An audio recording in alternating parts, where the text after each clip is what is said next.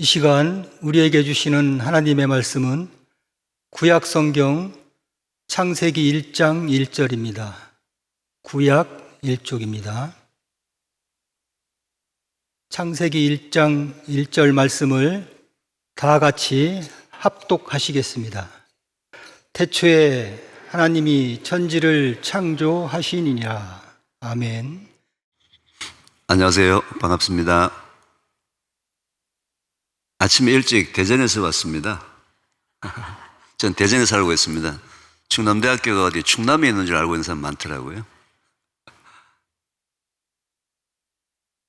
여러분들 만나 뵈어서 대단히 반갑습니다. 조금 전에 여러분들이 합독한 창세기 1장 1절 태초에 하나님이 천지를 창조하시니라, 이 짧은 기절 속에는 성경 66권 전체를 통해서 하나님께서 저희들에게 전달하고자 하는 메시지가 그 속에 포함이 되어 있습니다. 여러분, 아침에 일어나서 식사하셨습니까? 왜 하셨습니까? 배가 고파서 먹고 살려고. 당연히 맞는 말이죠. 그런데 가장 정확한 대답은 태초에 하나님이 천지를 창조하시면서 여러분들에게 먹어라 라는 하나님의 말씀이 있었기 때문에 피조물로서 하나님의 말씀에 순종했다는 겁니다. 창세기 1장 1절의 말씀은 순종입니다. 순종이라는 말은 뭐냐면요, 우리의 영혼과 모든 육체도 하나님이 창조하신 대로 우리가 살아야 된다는 겁니다. 우리의 몸은 그냥 몸이 아니고 하나님의 성령이 가는 성전이기 때문에 우리 몸을 가꾸는 것이 보신이 아니라 믿는 사람으로서는 뭐예요? 성전을 가꾸는 거룩한 신앙생활입니다. 오늘 제 강의의 제목이 기본이 회복되어야 된다. 하나님께서 태초에 천지를 창조하시면서 인간에게 모든 기본을 다 주셨어요. 이렇게 관리해라, 다스리라, 번성하라, 만물을 다스리라, 또 여러분의 육체를 다스리라, 여러 가지 다 주셨는데 지금 여러분들은요, 그 하나님의 말씀을 안 듣는 게 너무 많아요. 오늘 여기 제 강의 마치고 난 다음에 좀 회개 기도를 좀 하셔야 될 거예요. 그렇지만 하나님께서는 미쁘시고 의로우시사 우리가 죄를 자박하면 깨끗하게 씻어 주신다고 얘기했으니까, 그죠? 아무리 지금까지 죄를 많이 지었다 하더라도 오늘 그 회개하시면 주님께서 다 받아주시니까 그런 시각으로 너무 죄책감 가지지 마시기 바랍니다. 그건 여러분뿐만 아니고요, 우리나라 전 국민이 전부 다 그렇습니다. 저는 이 태초 먹거리란 그 이름으로 2010년부터 지금까지 14년 동안 주님께서 저에게 강제적으로 이 사역을 시키셨어요. 이건 그냥 제가 건강 강의가 아니고요, 하나님이 저한테 강제적으로 이 사역을 시켰습니다. 저희 가정의 어떤 아픔을 통해서 하지 않으면 안 될, 저는 전공이 분석화학입니다. 주로 이제 미국에서 학위를 마치고 충남대학교 부임했을 때는 주로 반도체, 첨단 신소재 등을 분석하다가 어느덧 식약처나 농림부에서 저에게 대형 마트에서 판매되고 있는 1차 농축수산물, 2차 가공식품에 대한 분석을 의뢰하기 시작했어요. 지금 제가 거의 20년간 여러분들이 입으로 들어가는 모든 먹거리를 다 전수조사를 하는 과학자입니다. 그래서 대한민국의 현재 여러분들이 먹고 있는 먹거리의 과거와 현재를 가장 정확하게 가장 많이 알고 있는 사람 중에 한 사람입니다. 그래서 오늘은 제가 시간이 좀 짧기 때문에 먹거리에 대한 부분들만 한번 여러분들하고 한번 얘기를 나눠보겠습니다. 1960년, 70년대는 어떤 먹거리가 가장 좋은 먹거리였을까요? 네? 어떤 먹거리요? 배부른 먹거리, 배부른 먹거리. 그때는 뭐든지 간에, 그죠? 굶는 시절인데, 그죠? 쫄쫄 굶는 시절이고 길거리 거지가 다니는 시절인데, 요즘 우리 말이죠, 10대 아이들은 할아버지가 굶었다는 사실에서 이해가 할 수 없대요. 왜 굶냐 이거지, 애들은. 할아버지가 굶었다고 얘기를 하면요, 애들이 안타까워 그럽니다. 우리 사랑하는 할아버지가 왜 굶었을까? 왜 그때 컵라면 드시면 되는데. 애들이 이해가 안 되는 거죠, 그죠? 아니, 30분만 할아버지 30분, 전화를 하면 30분 만에 짜장면 배달해 주는데 왜 굶으셨냐고. 너무 애들 안타까워 하는데, 그때는 배부른 밥, 그래서 고봉밥, 버선밥이라는 게 있었습니다. 그죠? 양이 그래서 할아버지 할머니들은 아직까지 손자 손녀가 배가 볼록볼록한 걸 좋아하시는 거예요. 옛날에 본인들이 못 먹었던 것 때문에. 제가 아침에 오랜만에 일찍 일어나가지고 강의를 했더니 목이 좀 계속 잠기네요.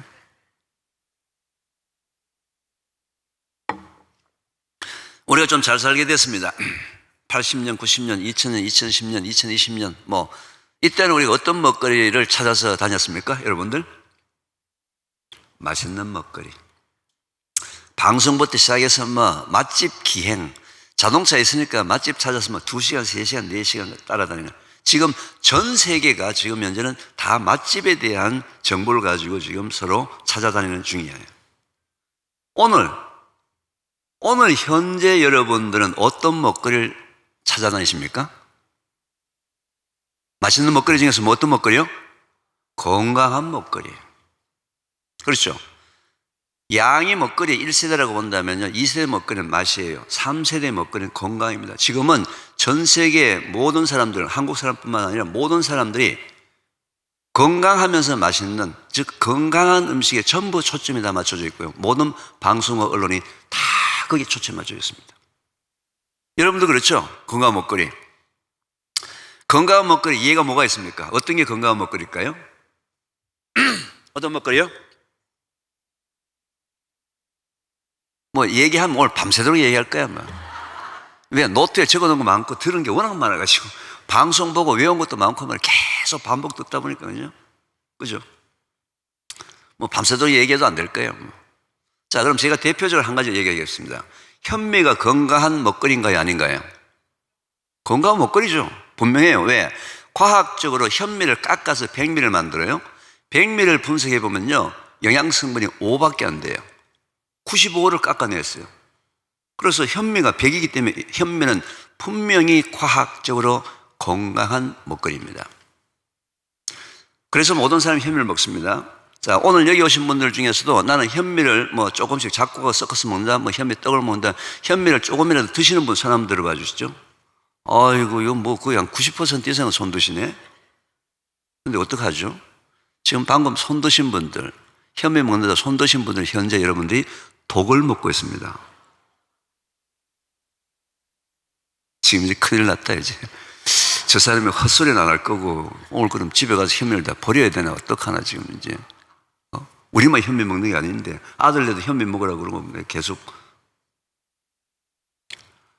현미는 분명히 과학적으로 건강한 음식입니다. 하나님 주신 음식이에요.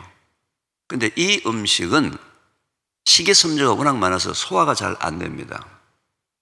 자, 우리가 현미를 비롯해서 모든 음식을 먹게 되면 우리 몸속에 들어와서 2가지의 경로로 지나가요. 하나는 먹었던 현미가 소화된다는 얘기는 잘게 부셔져서 우리 몸으로 들어와서 혈액을 타고 우리 몸속을 퍼져나가는 약이 되는 방법. 통로가 하나가 있어요. 우리 몸으로 들어오는 통로. 소화되지 않은 현미는 어디로 갈까요? 대장으로 그냥 내려갑니다. 대장으로 내려가서 항문으로 나올 때까지 하루나 이틀 동안에 대장의 온도가 39도, 40도예요. 거기서 뭐가 될까요? 부패되기 시작합니다. 짬밥통이 되는 거예요. 여러분들 먹었던 현미가 전부 다 100% 전부 다 뭐예요? 약이 되는 게 아니에요.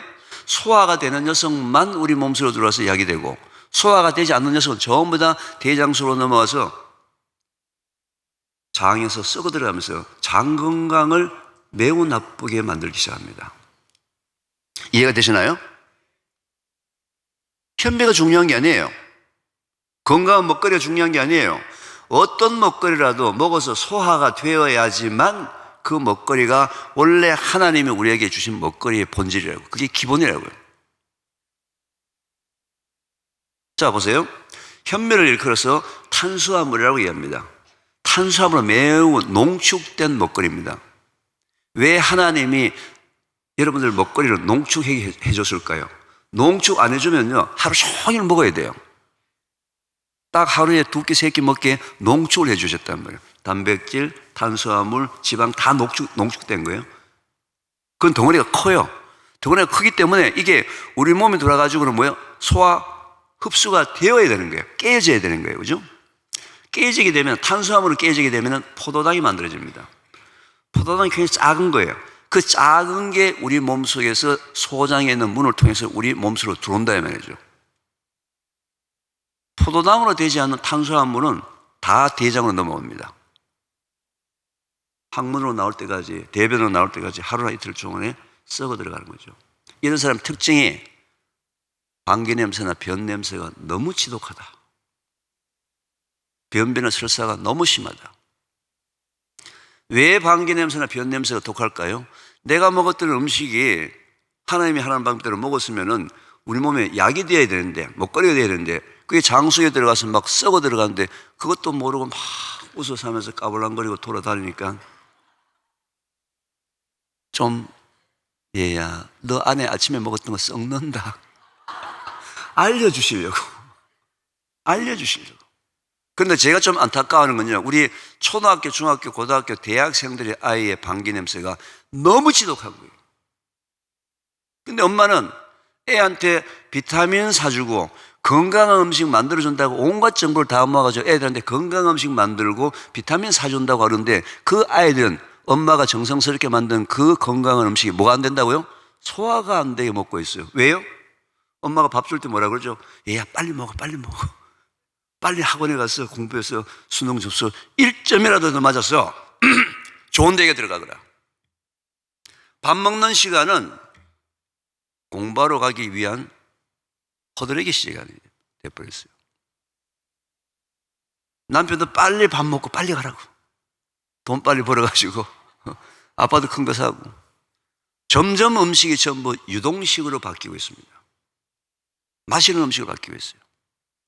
자, 탄수화물이 소화가 되려면 반드시 탄수화물 분해 요소 아밀라제라는 분해 효소가 있어야지만 탄수화물이 분해돼서 포도당이 되어야지만 우리 몸으로 흡수가 되는 거예요. 탄수화물이 포도당이 되는 과정을 소화라고 얘기하고요.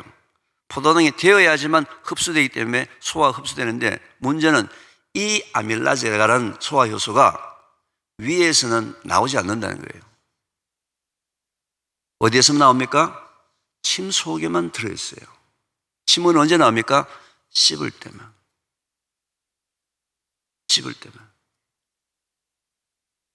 씹는 것도 하나님의 창조의 원리에 순종하는 뭐예요? 성전 관리하는 거룩한 신앙생활입니다. 이걸 지금까지 뭘 했어요? 빨리 먹고 학원 가야 돼. 빨리 먹고 돈 벌러 가야 돼. 기본이 무너진 거예요. 그래서 하나님의 걱정이 돼가지고 분명히 이 친구들이 안 씻고 그냥 넘길 거야 싶어가지고 입속에다가 치아를 무려 32개를 넣어놨습니다. 속에. 그냥 삼킬까 싶어서 걱정이 돼서 32개를 넣어놨어요. 이거 누가 넣어놨어요? 하나님이 넣었어요. 언제? 태초에. 왜요? 여러분이 걱정이 되었어.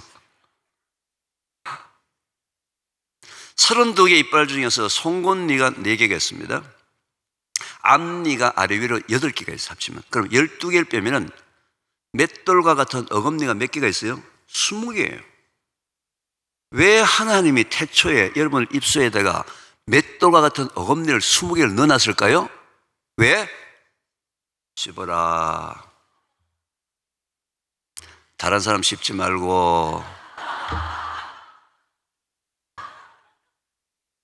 특히 하나님 믿는 사람이 다른 사람 씹지 말아라.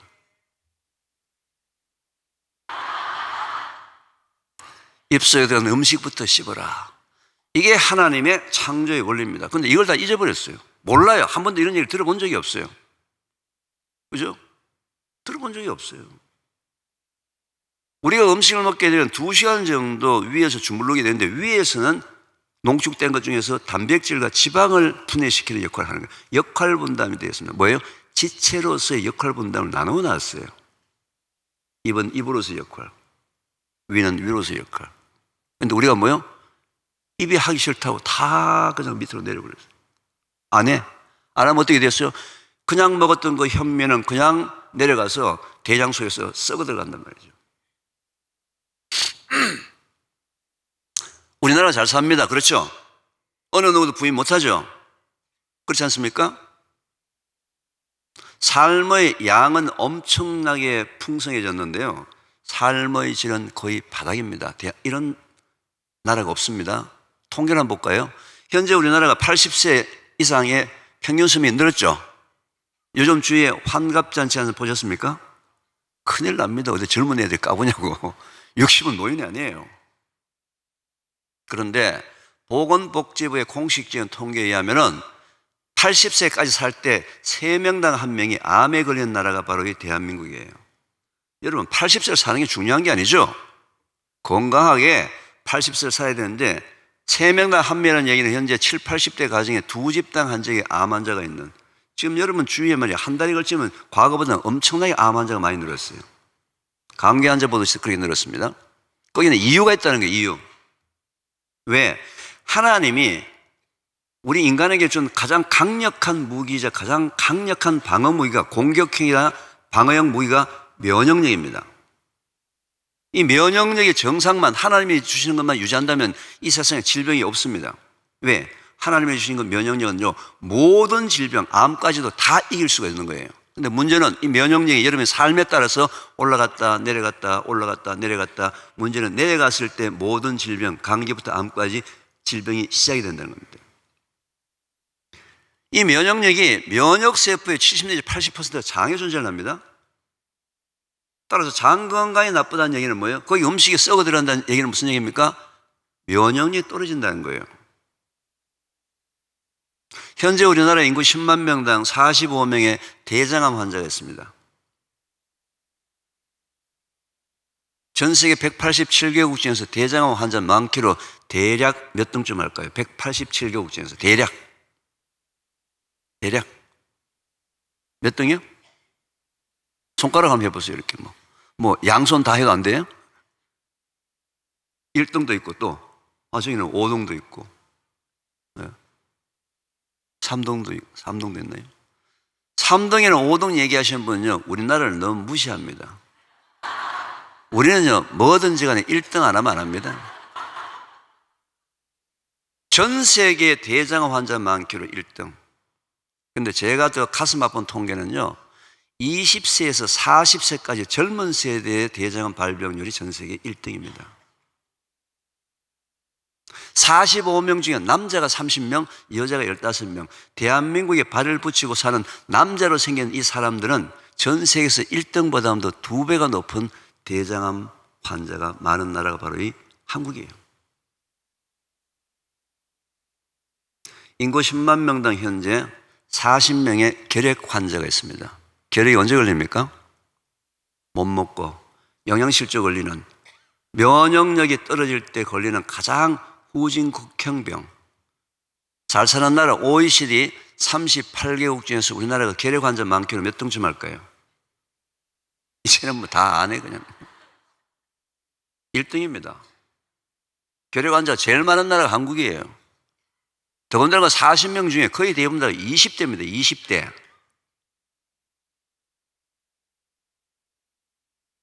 여기 지금 오늘 여성들이 상당히 많이 오셨는데요. 보통 여성들이 나이 50 근처 되면 갱년기, 폐경기, 그 힘든 어려운 시기를 겪습니다. 갱년기, 폐경기가 뭘까요? 왜 옵니까? 과학적인 대답은 에스트로겐 같은 여성 호르몬이 줄어드는 시기인 거예요. 그러니까 나이가 들어가면서 여성들은 여성 호르몬이 줄어들기 때문에 나이가 들어가면서 조금 더 용감해집니다. 처녀 때보다 좀 씩씩해지고요. 심지어 좀 뻔뻔해지기도 하고요. 그래서 아줌마 소리 듣고도 그냥 막 밀어붙이는 거예요. 왜 여성들이 나이 50 근처에 되어서 그 힘든 시기에 에스트로겐 호르몬이 줄어들까? 왜 줄어들까요? 에스트로겐, 여성 호르몬이 계속 분비가 된다는 얘기는 뭐냐면요, 배란이 되어서 임신을 할 수 있다는 거예요. 그래서 하나님이 우리 여성들한테 나이 50 정도 될 때까지는 애 놓고 뒷바라지하고 고생 실컷 했으니까 이제 50 넘어서는 혼자서 멋지게 잘 살아봐라 라고 하나님이 우리 여성들한테 준 선물이에요. 근데 표정이 지금 지는 안 하니까 말이지, 선물이라고 말을 그래 막 쓸 수 있냐. 근데 그럼 제가 여성분들한테 물어보겠습니다. 여러분들은 그러면 여성 호르몬이 계속 나와가지고 70, 80, 90까지 애 놓는 거 선택하시겠어요? 갱년기 선택하시겠어요? 당연히 갱년기지. 어느 정신 나간 여자가 아무리 아이가 좋다고 하지만서도 70, 80, 90까지 애 낳고 난 다음에 이거 똥기지기 가르치고 젖먹이, 그 여자의 인생은 어떻게 된 거예요? 그래서 그 힘든 시기의 갱년기, 폐경기는 두려움의 대상이 아니고 감사하면서 이겨나가야 될 대상인데, 이 여성이 50년 동안에 어떻게 살았는지 모르겠지만서도 여성 호르몬이 줄어드는 것이 하나님의 창조의 원리인데 과다 분비입니다. 여성 호르몬의 과다 분비가 유방암의 가장 큰 원인입니다. 그래서 원래 유방암은 50 넘어서 걸리는 병이에요.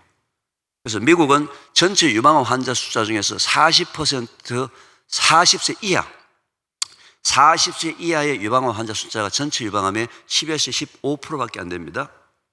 8, 90%가 50대, 60대, 70대 나이 든 사람이에요. 우리나라는 40세 이하의 유방암 환자 숫자가 전체 유방암의 몇 %쯤 될까요? 미국은 10에서 15%, 우리나라는 50%입니다. 전 세계에서 이렇게 20대, 30대 젊은 여성들이 유방암에 고통받고 있는 나라가 없어요. 이게 어디예요? 이 자랑스러운 대한민국입니다. 여성 자살률 1위, 청소년 자살률 1위. 제가 자꾸 통계 얘기해 볼까요? 끝이 없어요. 자, 삶의 질이 이렇게 나락으로 떨어지는데도 불구하고 이 사회가 아무런 관심을 가지지 않습니다. 아무런. 저는 개인적으로 우리 20대, 30대 젊은 여성들 매우 중요한 사람들이라고 생각합니다. 왜요? 대한민국의 미래를 짊어지고 갈 다음 세대를 잉태하고 출산할 사람들인데 이 사람들이 이런 고통을 겪고 있는데 왜 이 사회가 아무런 관심이 없을까?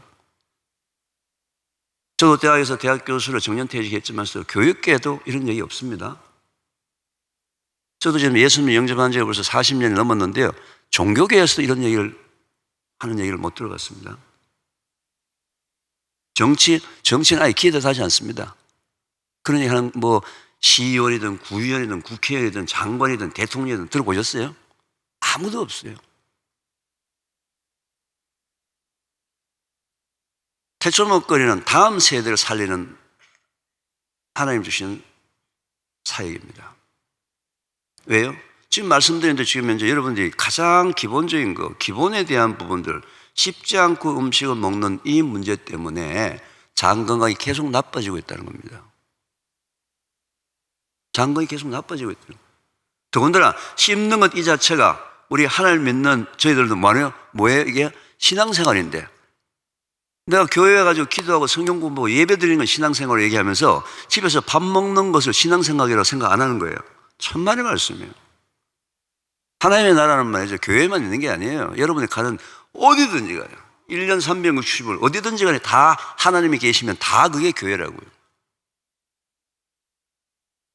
빨리 먹고 예배 드려 가야지. 아니에요. 시간 넉넉하게 가지면서 집에서도 씹으면서 예배를 드리면서 그죠? 충분히 하니까 은혜를 만끽하면서 하면 될 텐데 꼭 늦게 일어나가지고 바쁘다고 말이죠. 하나님은 인간을 영으로만 창조하지 않으셨어요. 흙으로 빚으셔서 코에 생기를 불어넣어서 생명이 되게 하셨기 때문에 인간은 영, 혼, 육 다 있고요.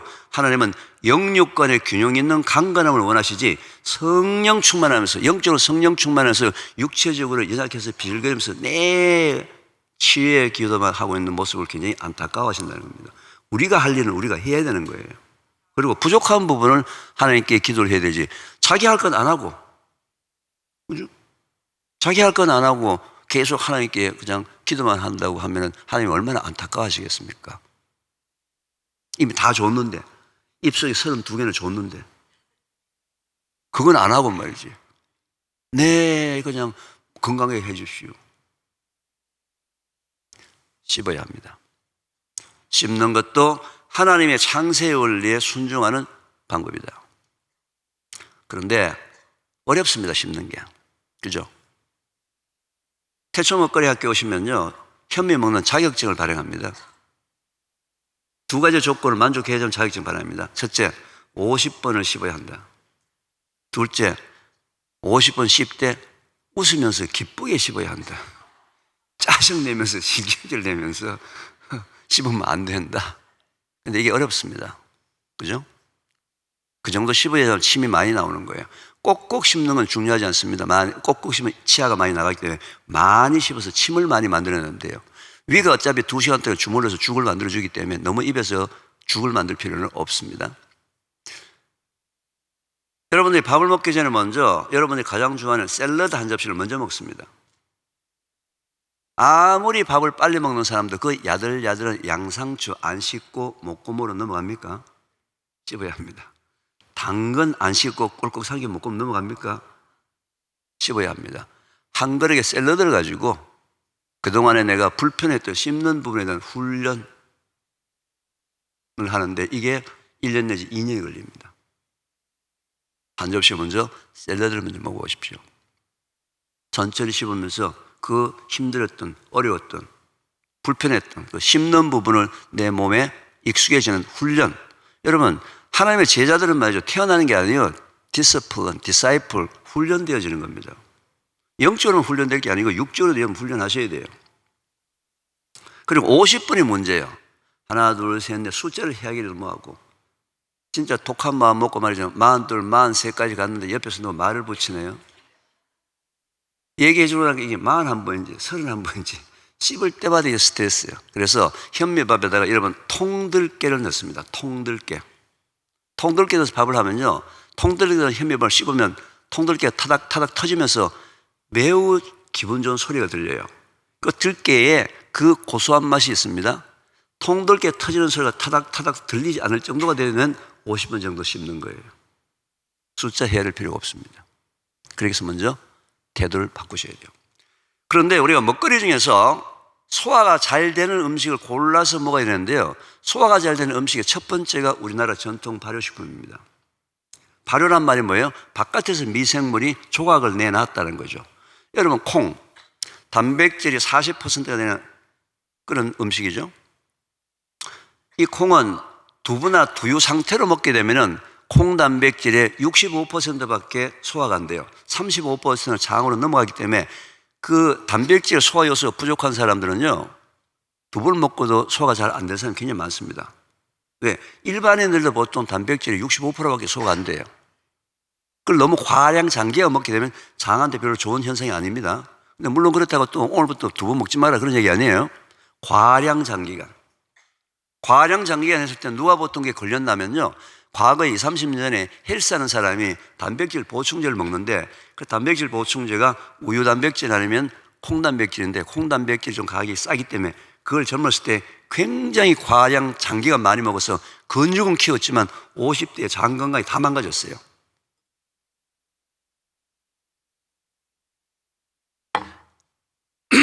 근데 그 콩을 발효를 시키게 되면 바깥에서 미생물이 콩 단백질을 분해를 시켜서 우리가 먹는 단계에서는 단백질이 분해되면 아미노산이 되는데 청국장의 된장 같은 경우에는 그 콩 단백질의 95% 이상이 흡수가 됩니다. 그래서 저는 개인적으로 유튜브를 하지 않습니다. 유튜브를 하지 않는데 제가 강의했던 내용이나 이런 것들을 유튜브에 지금 많이 누가 올려놨더라고요. 근데 지금은 제가 보니까 많이 공감대가 좀 형성되는 것 같더라고요.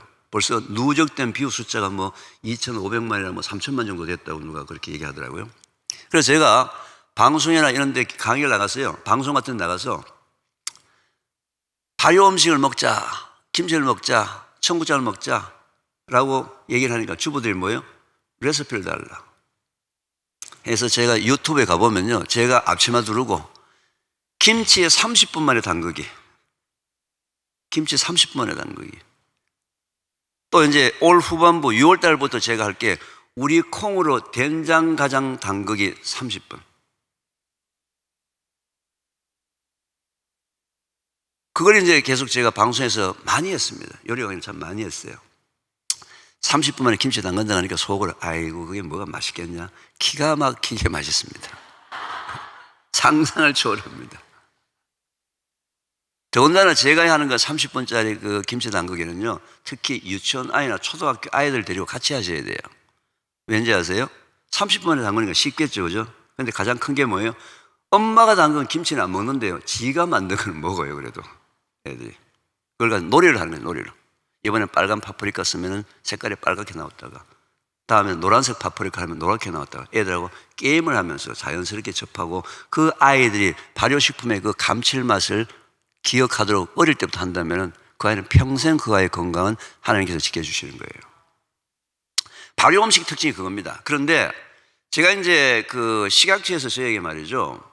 연구를 상당히 많이 용역 의뢰를 하는데 어느 해에 한국 사람이 먹고 있는 상업용 청국장 그리고 한국 사람이 먹고 있는 상업용 커피에서 발암물질 분석을 저한테 용역해가지고 제가 3년간 비밀리에 시중에 판매되고 있는 모든 상업용 청국장과 시중에 판매되고 있는 모든 상업용 커피에 대해서 분석한 적이 있습니다. 자, 그걸 분석하고 난 다음에는요, 쉽게 청국장이나 커피를 먹으라고 얘기를 못 하겠더라고요. 문제가 있는데요. 왜 문제가 있어요? 자, 청국장 띄울 때 짚을 이용합니다. 짚에는 좋은 균만 있나요? 나쁜 균도 같이 있나요? 같이 있죠. 좋은 균은 발효, 나쁜 균은 부패. 자, 매주 한다고 말이죠. 짚을 해가지고 묶어놓은 걸 보게 되면 검은 곰팡이, 흰 곰팡이, 붉은 곰팡이, 푸른 곰팡이 매주 쩍 가르면 시커먼 게 있는데 그거 그냥 할머니들이 수세미로 벅벅 문질러서 그냥 단 거예요. 그게 뭐예요? 발효와 부패가 섞여 있는 거예요. 청국장 냄새가 꼬리꼬리한다? 부패인 거예요. 제가 도저히 이런 부분을 가지고 공부를 하지 못해서 제가 순창군을 찾아갔습니다. 생면부지의 순창군수를 찾아가서 저는 충남대학교 교수인데 다음 세대를 살리려면 초등학교 아이들이 먹을 수 있는 청국장을 개발해야 됩니다. 고추장 가지고 안 됩니다. 군수님 처음에 웃더라고요. 어른도 안 먹는데 그걸 어떻게 할 거냐. 제가 3년간을 따라가면서 설득을 시켜가지고요. 우리나라에서 그것도 청국장 연구를 한다면 농림부를 가야 되는데 과학기술정보통신부 그 사람이 깜짝 놀랍니다. 왜 청국장을 일로 갖고 왔냐. 여기는 반도체 첨단 신수지 않은 데인데 우리 조상님들의 전통 과학을 체계화시키고 표준화시키고 과학화시켜서 그리고 세계화를 시켜서 낫또를 이기겠다. 지금 현재 우리나라에서 낫또라고 팔리고 있는 제품은요, 일본에서 낫또 균을 수입해 옵니다. 일본 균이에요. 일본 균을 가지고 발효를 시켜서 파는 것은 이제 낫또라는 제품입니다. 저는 그것도 좀 자존심 상했어요. 왜 우리나라 토종 균주가 있을 텐데 토종 균주를 찾으러 전국을 다 뒤졌습니다. 토종 균을 찾아서 과정을 표준화시켜서 제가 찾다 보니까요, 우리나라가 콩 원산지입니다. 함경도와 만주에서 전 세계로 콩이 펼쳐나간 거예요. 여러분, 함경도 위에 흐르는 강 이름이 뭡니까? 두만강입니다. 두자가 콩두자예요. 만자가 가득 찰 만자입니다. 그 강이 콩이 얼마나 가득 찼으면 두만강이라고 부르는 이 한국에서 지금 현재 우리가 전 세계에서 인구 밀도당 수입콩과 유전자 변형 콩을 가장 많이 먹는 나라가 바로 이 자랑스러운 대한민국입니다. 이유가 뭔지 아십니까? 가격이 싸다. 우리 콩이 비싸다. 딱 한 가지 이유 때문에 우리 원산지 종주국으로서의 자존심을 다 버려버렸어요. 더군다나 더 큰 문제야. 왜 대장암 환자가 그렇게 급증할까? 장 건강이 나쁜 부분도 있지만서도 음식으로 따질 때 대장암의 첫 번째 음식은 육식 과다 섭취입니다. 이건 이미 과학적으로 증명이 되어 있어요. 우리나라는 한국 사람은 전통적으로 단백질의 공급원이 콩이었어. 콩, 고기 아닙니다. 콩을 먹고 지금까지 살았다고요. 근데 이게 불과 20년 전서부터 콩이 뭘로 바뀝니까? 고기로 바뀌었습니다. 지금 요즘 10대, 20대, 초중고, 대학교 아들 콩을 먹어야 안 먹어요? 아예 먹지 않습니다. 전부 다 뭘로 바뀌었어요? 고기로 바뀐 거예요. 그래서 제가 기도 제목이 어떻게 하면 우리 10대, 20대 아이들한테 지금 현재 먹는 고기의 일부분을 좀 콩으로 바뀌게 할까? 이게 제 기도 제목입니다. 그래서 모든 발효 연구를 정부에 신청해가지고 무려 순창군과 공동연구는 무려 45억이라는 연구를 받았어요. 대한민국 건국 이래로 5년 동안에 어마어마한 발효에 대한 연구를 했습니다. 과학적 근거도 다 있어요, 지금.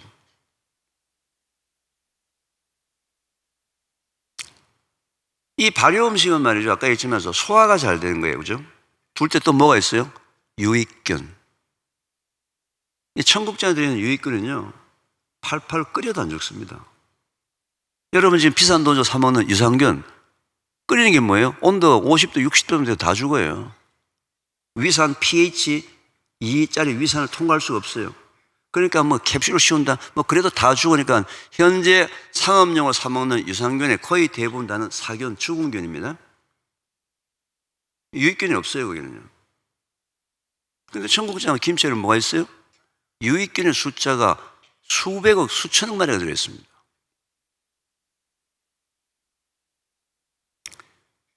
그래서 제가 올해 태초 먹거리에서 6월 달서부터 우리 콩으로 된장, 간장 30분 만에 담그기. 또 1년 365일 언제든지 담글 수 있게. 원하는 양 1인분 담글 수도 있고 2인분 담글 수도 있고 자기 마음대로 담글 수도 있게. 이 방법이 이미 과학화되어 있습니다. 우리 천안중앙교회 여러분들에게 저는 하나님께서 오늘 오게 한 건 전 우연이 아니라고 생각합니다. 여호와의 일에 하나님께서 뭔가 준비하신 게 저는 있다고 생각해요. 왜요? 이 교회를 통해서 이 중부 지역에 있는 모든 사람들에게 하나님의 창조의 원리, 예를 들면 옆에 믿지 않는 사람에게 우리 씹어서 음식을 같이 먹읍시다고 자근자근하게 설명을 해주는 그 자체가 뭐예요? 그게 그 사람에게 하나님의 창조의 원리를 알려주는 뭐예요? 전도 과정이에요. 그게 전도라고요. 그게 선교라고요. 선교하면 거창해 비행기 타고 가지고 선교도 선교지면 뭐예요? 믿지 않는 사람에게 하나님의 창조의 원리를 말씀해주고 그 원리대로 살도록 해주는 게 뭐예요? 그게 선교고 그게 전도예요. 30분 만에 우리 콩으로 된장간장 담그기 부분에 대해서 저는 이런 지역에서 이 지역에 있는 모든 믿지 않는 사람들에게 그런 체험센터 와서 만들어서 가져갈 수 있는 그런 센터. 그러면서 거기다 하나님의 말씀을 같이 얹어주는. 자, 그런데 말이죠. 한 가지 제가 고민이 있었습니다. 왜요? 그 연구를 하고 난 다음에 진짜 맛있게도 만들고 냄새도 안 내고 다 만들었는데 가장 좋아하는 방법을 해서 제가 KBS를 만들었어요. KBS가 뭐냐면요. Korean Bean Shake. 청국장 분말을 가지고 쉐이크를 만듭니다. 시커멓게 익은 바나나 또는 드링킹 요거트.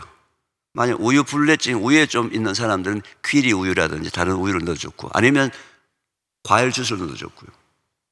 그걸 세 개를 섞어서 믹스에 갈아서 주면요. 그게 거의 단백질이 된다가 기가 막히게 맛있습니다. 너무 맛있어가지고 지금 강남에 있는 카페에서 메뉴화를 하려고 지금 저하고 얘기를 하고 있는 중인데요. 너무 맛있잖아요. 근데 플러스 뭐예요? 그거를 한 일주일만 먹으면 일단 변비가 해결되니까. 그래서 젊은 친구들한테 먹여보면 다 열이면 열 다 좋다 그래요. 근데 이제 여기 뭐 들어갔냐고 물으면 제가 이게 청국장 분말이 들어있다 얘기하는 순간에 아예 표정이 바뀝니다.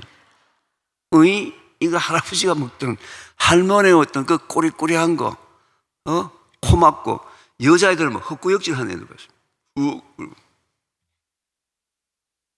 이미지를 바꿔야 되겠다. 그래서 작년 5월 31일 날 SBS TV에 아침에 주부것들이 보는 좋은 아침이라는 프로그램이 있습니다. 제가 거기서 우리 젊은이들이 콩을 먹어야 되는 이유에 대해서 제가 설명을 하면서 뭘 하나 제안했냐면요. 앞으로 대한민국에서는 청국장은 단어 대신에 한국장으로 이름을 바꾸자. 청국은 중국의 천국을 의미하는 거예요. 한국장이라는 이름을 바꿔가지고 한국의 콩의 원산지라는 우리 자존심도 살리고 애국심도 살리고 특히 젊은이들에게 우리나라 한국장 발효 음식이 맛있구나. 그리고 먹으니까 건강이 좋구나를 느끼게 하려면 뭐예요? 이름에서 오는 그 부정적인 부분을 벗어나야 된단 말이죠. 그리고 제가 이제 그 다음에 다니면서 국내에서 청국장 식당을 하시는 사장님이 만약에 메뉴판에서 청국장 대신에 한국장으로 이름을 바꿔서 메뉴를 건다면 제가 그 집에 하루 동안 무료로 서빙을 해주겠다. 올해 5월 31일은 한국장 데이입니다. 한국장 데이. 현재 이 이벤트를요, 경상북도하고 공식적으로 같이 현재 기획을 준비를 하고 있습니다. 다른 지자체는 별로 관심이 없는데요. 제 유튜브를 보고요. 도지사가 저한테 직접 전화가 왔어요. 비서실 단통하고. 한국장 너무 좋다. 경상북도하고 좀 이벤트를 같이 하자. 그날은 뭐 하는 날이에요? 여러분 7월 10날이 무슨 날인지 아세요? 7월 10날은 나또의 날입니다. 일본에서는 7월 10날은 말이죠. 모든 초, 중, 고 대학생들은 반드시 다 나또를 먹는 날이에요. 그렇게 이벤트를 만들어놨어요. 매년 5월 31일 날, 가정의 달 가장 마지막 날 5월 31일 날은 모두 다 한국장 먹는 날. 먹으면서 사진 찍어서 버킷리스트로 전 세계 돌리기. 사진 찍어 돌리기. 특히 애들하고 먹으면서 맛있지? 맛있어. 딱 5초짜리. 쇼츠나 릴스나 짤 만들어서 유튜브나 인스타그램이나 틱톡이나 올려서 대한민국의 자존심을 회복하고 특히 젊은 친구들한테 우리 발효식품에 대한 이미지 개선 운동. 지금 현재 경상북도 도지사님하고 현재 우리나라의 유명한 된장 마을을 만들려고 준비를 하고 있습니다. 고추장 하게 되면 생각나는 도시가 있죠. 순천이죠. 된장 하게 되면 생각나는 도시가 있습니까? 없어요. 저는 이게 우리나라의 자존심을 살릴 뿐만 아니라 우리 다음 세대 젊은 친구들에게 장 건강을 좋게 하는 가장 기본적인 음식 중에 재료 중에 하나가 바로 이 우리나라 발효식품. 그 다음에 이제 아침에 제가 계속 이 물을 마셨습니다만은 하나님께서 무슨 이유인지 모르겠지만 말이죠. 우리 인체 몸의 70%를 물로 만들어 주셨어요. 다 물덩어리 된다는 점. 다 물덩어리. 70%니까 물. 출렁출렁 걸어다니. 지구 전체의 물이 차지하는 비중도 70%입니다. 참 하나님 참 묘하세요. 왜 70%는 저는 몰라요. 그런데 여러분 의지에 관계없이 호흡담, 소변, 대변을 통해서 일정량의 물이 몸 바깥으로 빠져나가는데 빠져나가는 양만큼의 물을 보충해 주는 것은 인간으로 지켜야 될 가장 기본적인 건데 이걸 안 합니다. 왜요? 귀찮다고. 물 맛없다고. 안 하게 되면은 물은 빠져나가는데 물이 보충이 안 되게 되면 혈액이 찐득찐득해져요. 혈액은 영양성분 공급, 노폐물 배출, 면역세포 데리고 다니면서 나쁜 물질들, 암세포들 잡아먹는 역할을 하는데 혈액이 찐득찐득해서 현장까지 갈 수가 없어요. 암 환우들의 공통분모가 습관이 평소에 물을 작게 먹는, 거의 안 먹는 습관을 갖고 있는 사람들이 암 환우가 무척 많습니다. 그건 당연한 결과예요. 저를 비롯해서 많은 강사들이 물에 대한 강의를 참 많이 했습니다. 여러분 벌써 지식이 많아요, 그죠? 하루에 몇 리터 먹는 게 좋다고 알고 계시죠? 2리터. 그죠? 지금 현재 뭐 얼마나 이게 방송의 힘이에요. 제가 묻자마자 대답도 안 하고 그냥 무의식적으로 튀어나왔죠. 근데 참 죄송하게도 지금 물 하루에 2리터 먹는다고 대답하신 분, 하루에 물을 2리터를 꼬박꼬박 먹으면 건강이 매우 나빠집니다. 이런 불편한 진실이 너무 많아요. 태초 먹거리는 모든 불편한 진실들 다 뭐라고요? 잘못된 상식인데 이게 다 하나님의 창조의 원리, 태초에 하나님이 다 만들어 놨던 건데 이걸 제대로 몰라서 지금 불편한 진실들이 너무 많아요. 왜 하루에 물을 2리터 꼬박꼬박 먹으면 건강이 나쁘냐? 물은 우리 몸속에 들어올 때 물로만 들어오는 것이 아니고 음식을 통해서도 물이 들어옵니다. 채소나 과일의 90%가 물이에요. 여름철에 가장 즐겨 먹는 과일이 뭐죠? 수박이죠. 수박 잔뜩 먹고서 그날 물 2리터 꾸역꾸역 먹으면 많이 먹었단 말이에요. 수박과 물 합쳐서 2리터란 말이에요. 근데 문제가 있어. 어떻게 해요? 내가 하루 종일 먹는 물량 전체를 계산할 수 있어요? 없어요? 없어요. 내 몸에서 빠져나가는 물량을 전체 계산할 수 있어요? 없어요. 그런데 하나님의 창조의 원리는 빠져나가는 양만큼만 정확하게 보충을 해야지 많이 먹어도 작게 먹어도 건강에 나쁩니다. 그럼 어떻게 하라는 거냐? 자, 여러분 화장실에 갑니다. 화장실에 가서 소변을 봤는데 소변 색깔이 노란색으로 짙게 나온다. 왜 그런 거예요? 물 먹으라. 몸에서 물이 밖으로 빠져나가서 혈액이 찐득찐득해서 뭐가 문제가 생기려고 하는데 그것도 모르고 까불랑거리고 돌아다니니까 말이죠. 얘야 물 좀 먹어라. 살려고 여러분한테 신호를 보낸 거예요. 자, 그 노란색으로 바뀌는 그거 누가 만드셨어요? 하나님이 만드셨어요. 언제 만드셨어요? 태초에 만드셨어요. 태초에. 왜 만드셨어요? 여러분들을 사랑해서. 여러분 사랑해서. 색깔이 짙으면 뭐하라는 거예요? 물을 빨리 마셔서 10분 뒤에 15분 뒤에 금방 옅은 노란색으로 바뀌어요. 이 중에 비타민 B군이나 종합 비타민을 드시면 소변 색깔이 노랗게 나오는데 그 노란색은 병아리 색깔 같이 매우 밝은 노란색이고요. 물이 부족한 노란색은 누런 황토색이라서 섞여도 금방 표시가 납니다. 물을 많이 먹으면 어떻게 될까요? 많이 먹으면 죽습니다. 아니에요? 익사. 아닌가? 실제로 물 많이 먹고 죽은 케이스가요, 마라톤 현장에서 지금까지 계속됐어요. 마라토너들이 현장에서 물을 먹고 계속 사망을 합니다. 다 심장마비였어요. 병원에서 사인을 조사해 보니까 전문적인 용어로 저나트륨 혈증으로 의한 심장마비다. 우리 혈액 속에는 나트륨과 칼륨이라는 두 개의 미네랄이 있는데 이 두 개의 미네랄은 물은 나트륨은 물을 잡아당기고 칼륨은 물을 밀어내는 두 개의 역할을 가지고 수력발전소 역할에서 전기를 발생하는데 갑자기 물량이 많이 들어오면서 전기 발생량이 작아집니다. 그래서 물을 많이 먹게 되면요, 힘이 없어져요. 머리가 어지럽고 아파요.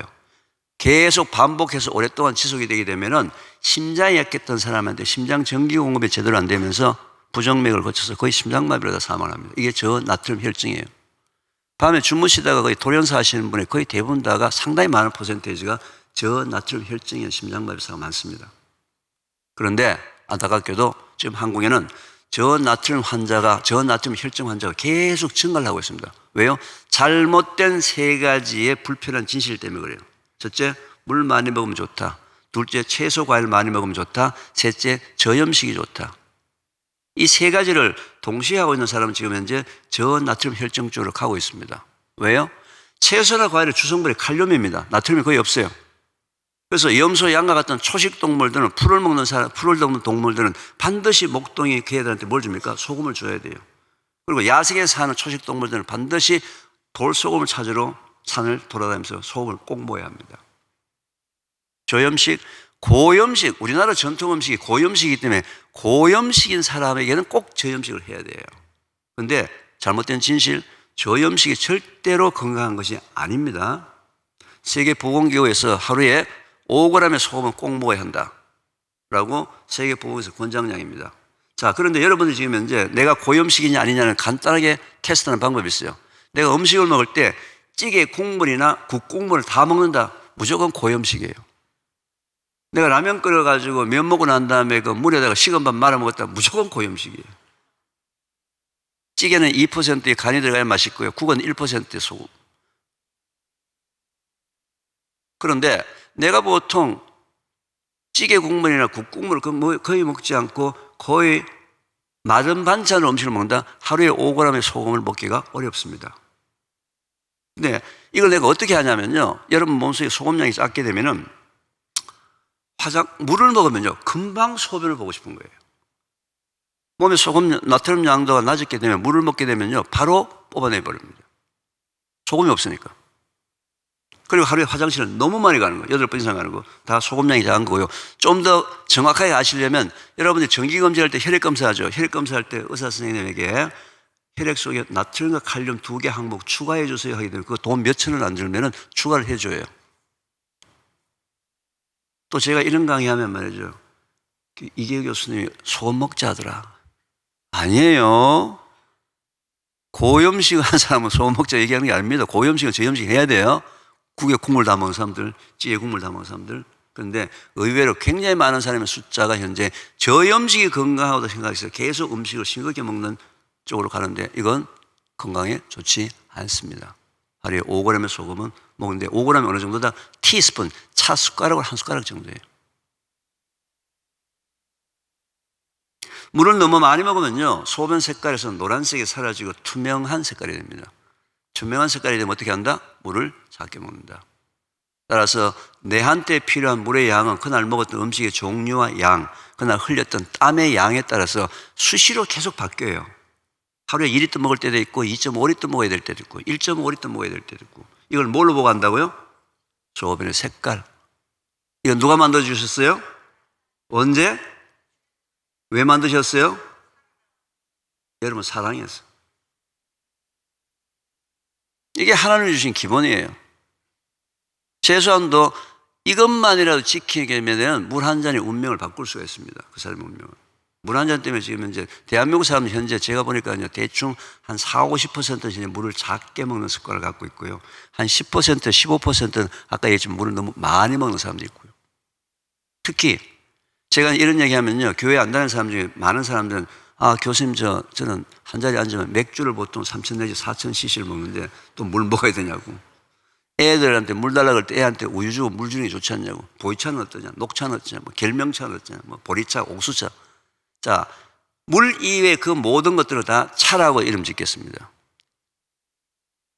차는 차같이 마시고 물은 물같이 마시면 아무 문제 없을 텐데 현재 우리나라 사람들은요, 차는 물같이 벌컥벌컥 들이키면서 물은 차같이 홀짝홀짝 성의만 표시합니다. 누가 물 먹었나 물은 대답하려고. 자, 차는 차같이 물은 물같이 마음대로 즐기시되 먹는 양은 뭘로 보고 조정한다? 소변 색깔을 보고 먹는 양을 조절하시면 전혀 문제가 없습니다. 태초 먹거리에서 아까 초점 맞춘 것 중에서 우리 발효식품이 갖고 있는 문제는 저희들이 과학적으로 해결했어요. 커피 문제도 말이죠, 상당히 심각하더라고요. 이 커피의 발암물질 부분이 원래 커피는 없던 건데 로스팅을 할 때, 볶을 때 어떻게 볶느냐에 따라서 발암물질이 나올 수도 있고 안 나올 수도 있는데 커피업에 계시는 분들은요, 이 발암물질은 관계없이 오로지 맛과 향만 가지고 현재 커피를 로스팅하는 거예요. 이게 문제가 되다 보니까요, 2021년도에 우리나라에서 법으로 정했습니다. 법으로 커피에는 이 아크릴아마이드 발암물질이 0.8 ppm 이상 안 된다라고 법으로 정했어요. 2021년도에 법을 발표했어요. 오늘도 제가 대전에서 이 천안 올 때 경부고속도로 왔는데 경부고속도로의 시속이 몇 킬로입니까? 100킬로죠. 만약에 여러분들 경부고속도로에 단속 카메라가 없으면 어떻게 될까요? 100킬로 달려 안 달려? 몇 킬로 달릴 거예요? 생각 한번 해보세요. 120 달리기도 하고, 뭐 200 달려요? 그건 독일인데? 정부에서도 커피에 대해서 발암물질에 대해서 기존 0.8이라는 기준을 만들어 놨는데 뭐요? 카메라는 안 달아놓은 거예요, 지금. 단속을 안 하니까 커피업체 중에서도 이 법이 있는 줄도 몰라요. 그런데 이 0.8도 말이죠. 0.8도 우리나라가 유럽 기준을 갖고 왔습니다. 유럽은 0.4예요.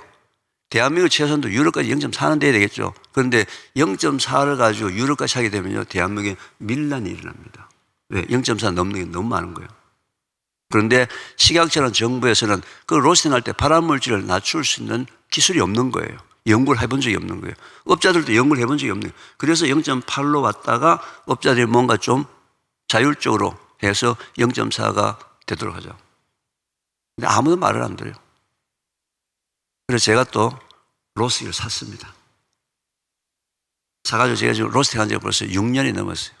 저 혼자 해보니까요, 얼마든지 맛있게, 얼마든지 발암물질 없는 건강한 커피 만들 수가 있어요.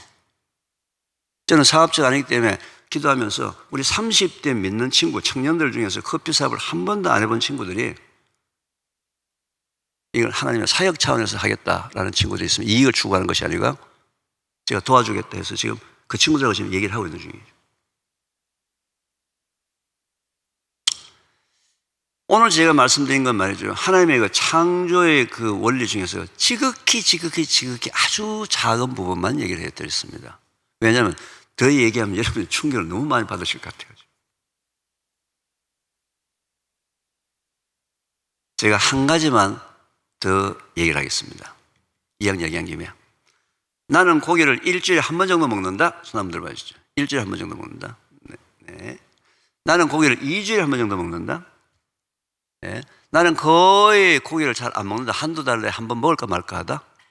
이거 상당히 많이 손 들죠. 그럼 나머지는 손 거의 다 안 드는데 이분들 지금 매일 먹는 거죠, 지금. 없어서 못 먹는 거지. 그죠? 근데 여기에 한두 달에 한 번 먹는다고 저 뒤에 손 드신 분 지금 과다 섭취하신 거예요. 지금 저분이 어이가 없다는 표정입니다. 왜? 옆에 사람은 지금 매일 먹는다고 손 안 들었는데 한두 달에 한 번 먹는다고 손 드는데 나보고 많이 먹는다 그러면 어떡하는 얘기야? 먹지 말라는 얘기냐? 자, 고기는 하나님이 주신 먹거리입니까? 아닙니까? 분명한 먹거리입니다. 노아의 홍수 이후에 물이 빠지기 전에, 식물이 자라기 전에 하나님께서 방주의 대륙으로 들어갔던 정결한 동물들 중에서 동물을 먹거리로 주셨어요. 주셨다고요. 그 고기는 단백질을 공급하는 방법입니다. 단백질은 우리 몸의 재료예요, 재료. 머리카락 단백질입니다. 근데 하루에 자라는 길이가 정해져 있습니다. 과학자들이 연구를 해보니까요, 하루에 필요한 양의 단백질이 있습니다. 세계보건국의 홈페이지 들어가면요, 하루에 필요한 양의 단백질 양이 정해져 있습니다. 그걸 RDA라고 그래요. Recommended Daily Allowable. 자기 체중 1kg당 하루에 필요한 단백질이 1g입니다. 원래 세계보건국에는 0.8g으로 되어 있는데 제가 오늘 여기 중앙교회 가서 살짝 제가 제량으로 0.2g을 드릴게요. 보너스 드려서 자기 체중 1kg당 하루에 필요한 단백질 몇 g? 1g. 그럼 내 몸무게가 60kg이면 하루에 필요한 단백질 몇 g? 60g. 60g은 어느 정도 부피 양이 되는지 아세요? 계란 한 개 정도예요. 계란 한 개 정도. 근데 내가 오늘 회식을 해서 100g의 단백질을 먹었어요. 몇 g 초과됐죠? 40g 초과됐죠? 초과된 40g의 단백질이 내일까지 내 몸 속에서 단백질로 저장이 될까요? 안 될까요? 여러분 포함해서 대한민국 사는 모든 사람들은 초과로 먹은 40g의 단백질은 내일까지 내 몸속에서 단백질로 저장이 된다라고 굳게 믿고 있는데 하나님이 태초에 천지를 창조하시고 제6째 날 인간을 창조하시면서 초과로 먹은 단백질은 절대로 우리 몸에서 내일까지 저장이 안 되도록 창조하셨어요. 그럼 40g은 어떻게 된다? 힘들게 몸에서 불필요하게 분해가 되어서 나쁜 것도 만들어내고 좋은 것도 만들어내고 난 다음에 전부 그날 소변으로 유리아, 요소라는 성분으로 다 빠져나갑니다. 그날은 다른 날에 비해서 소변이 뿌옇고 거품이 많이 나온 날이에요. 아, 하나님 왜 그랬습니까? 초과로 먹은 단백질 저장이 된다면 내가 공짜로 회식할 때 와장창 먹어놨다가 내일 빼쓰고 모레 빼쓰고 이유는 몰라요. 여러분 빵, 떡, 고구마, 감자, 국수 같은 탄수화물은 초과로 보면 탄수화물 초과분은 우리 몸에 저장이 됩니까 안 됩니까? 그건 저장이 됩니다. 뭘로 바뀌죠? 지방으로 바뀌어서 저장이 돼요. 뭘로? 비상식량으로. 그래서 항상 탄수화물 안 들으면 지방이 뱃살 빠진다는 얘기는 비상식량인 거예요. 왜 여성들이 남성들보다도 지방이 많은지 아세요? 왜 지방이 많아서 몸이 이렇게 아름다운지 아세요? 여성들은 출산하고 난 다음에 애한테 우유나 모유를 줘야 되는데 혹시 비상이라서 못 먹을까 싶어서 비상식량을 여러분 몸에 가지고 다니는 거예요. 하나님이 여러분한테 몸매 예쁘게 만드는 게 몸매 예쁘게 만드는 게 아니에요. 그건 뭐예요? 비상식량. 왜 하나님이 탄수화물 초과분은 지방으로 남게 하셨는데 왜 단백질 초과분은 몸에 안 남게 할까? 그건 몰라요. 자, 한 달에 한 번 고기 먹으러 갑니다. 한 달에 한 번 고기 먹으러 갔어요. 부모가 애들 데리고 엄마가 애들 데리고 한 달에 한 번 고깃집 데리고 갔습니다. 뭐라고 얘기합니까? 실컷 먹어라. 왜? 미안하니까. 다른 엄마같이 매일 못 해주고, 그죠? 미안하니까 실컷 먹어라. 그날 말이죠, 막 상추 사가지고 주고 말이죠, 숟가락에 얹어주고 그거 맛있게 찹찹찹찹 먹는 거 그냥 보기만 봐도 흐뭇한 것이 현재 우리의 기성세대예요. 그런데 한 달에 한 번 와서 실컷 먹은 그 양이 하루치를 초과했습니다. 고기는 매일 먹던, 일주일에 한 번 먹던, 한 달에 한 번 먹던 관계없이 항상 하루치, 같은 양 하루치만 먹어야 하는 거예요. 내일 필요한 60g은 언제 먹어야 합니까? 내일 먹어야 합니다. 모레 필요한 60g은 언제 먹어야 합니까? 모레 먹어야 돼요. 그런데 우리나라 사람들은 고기만 보기만 보면 눈동자가 변합니다. 뺏길까 싶어가지고. 왜요? 우리나라는 고기에 대해서 한이 맺혀 있거든요. 매우 긴 시간 동안 고기는 부자들의 상징이었어요. 한이 맺혀 있습니다. 전 세계에서 고기를 그렇게 작게 집어넣고 물을 그만치 많이 집어넣는 소고기 국이라는 음식이 한국밖에 없어요.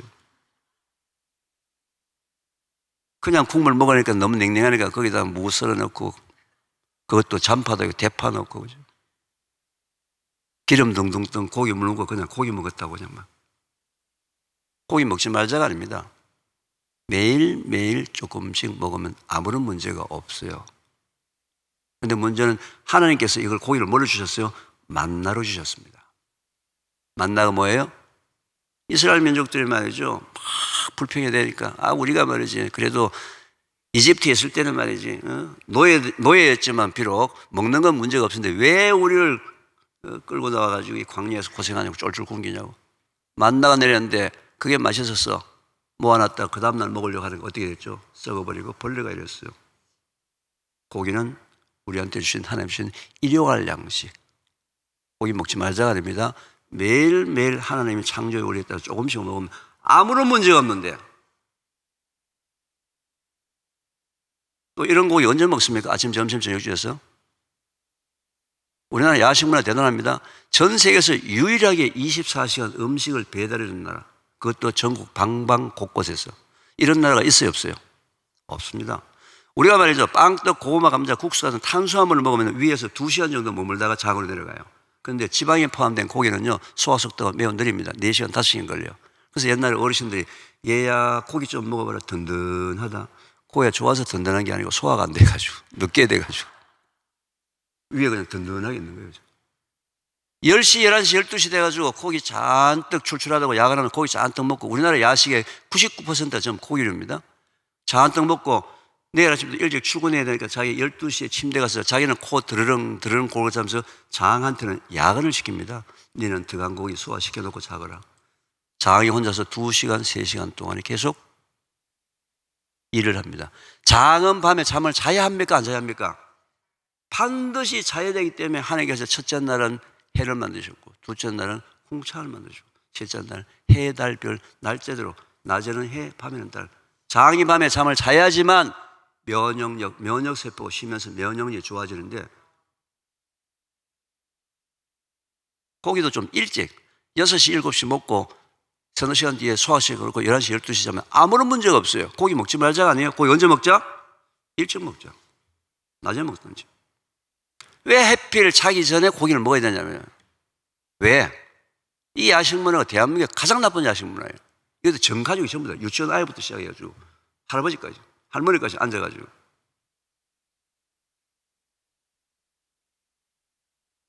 이제 진짜 그만하겠습니다. 더 이상 얘기했다가. 하여튼 뭐 이런 여러 가지 얘기들이 많이 있기 때문에 저는 이제 아까 목사님을 통해서 여기 이제 그 시니어에 관련되시는 오늘 이제 첫 집회고, 또 시니어 우리 그 장로님이나 또 여러 분들이 앞으로 이 중앙교회에서 어떤 활동을 하는 부분들에 대해서 말씀하셨는데, 저는 태초목걸이 사역 부분에 대해서는 시니어들이 꼭 해야 되는 사역이다. 저는 그렇게 생각합니다. 다음 세대에다가 우리 시니어가 비록 부족하지만 축복의 통로가 되는 그런 계기가 되기를 저는 기도를 하겠습니다. 그리고 여러분들 함께, 저와 함께 그 태초 먹거리 부분에서 천안 지역이나 중부 지역에서 저와 함께 사역을 하시겠다 그러면 저는 언제든지 환영합니다. 제가 언제든지 와서 여러분들에게 모든 부분들을 협력할 그런 기본적으로 자세가 되어 있으니까요. 그리고 그 아까 제가 말씀드렸던 그 531 한국장대 이벤트라든지 여러 가지 이런 부분들은 태초 먹거리 홈페이지 주소를 한번 올려봐 주시겠습니까? 태초 먹거리 홈페이지 이런 부분을 제가 공지를 하겠습니다. 어떤 방법으로 같이 참여하실 것인지, 어떤 식으로 사진을 찍어서 올릴 것인지, 이런 부분들은 태초 먹거리 홈페이지 들어오시게 되면 계속 그런 과정들에 대한 설명이 있으니까 여러분 그걸 좀 참조해 주시면 감사하겠습니다. 제가 잠시 기도하고 마치겠습니다. 주님 참 감사합니다. 오늘 이 부족한 임수를 통해서 하나님의 창조의 원리에 대해서 간증하는 시간을 가졌습니다.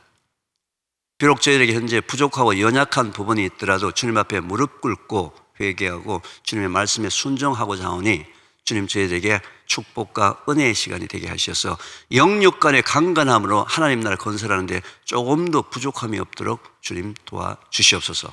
이 모든 말씀 주 예수 그리스도 이름으로 감사하며 기도드렸습니다.